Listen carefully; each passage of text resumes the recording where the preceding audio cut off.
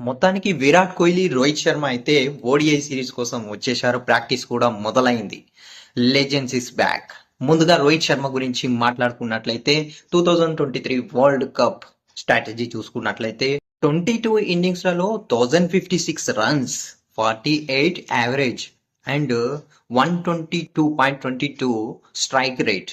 దాని తర్వాత 6 హాఫ్ సెంచరీలు, 2 సెంచరీలు.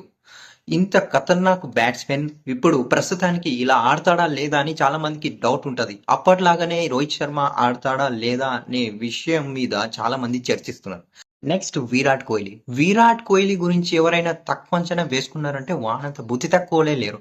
ఎందుకంటే విరాట్ కోహ్లీ కావాల్సిన టైంలో కావాల్సిన విధంగా బ్యాటింగ్ చేసి రన్స్ తీయగలడు. తనలో ఈ టాలెంట్ ఉంది. అయితే విరాట్ కోహ్లీ 2023 స్ట్రాటజీ గురించి మాట్లాడుకున్నట్లయితే 21 ఇన్నింగ్స్లలో 1098 రన్స్, 64.58 యావరేజ్, 88.40 స్ట్రైక్ రేటు. దాని తర్వాత 8 హాఫ్ సెంచరీలు, 4 సెంచరీలు ఉన్నాయి. ఇలాంటి విరాట్ కోహ్లీ గురించి ఎవరైనా ఇప్పుడు తక్కువ అంచనా వేసుకున్నారంటే పప్పులో కాలేసినట్టే లెక్క.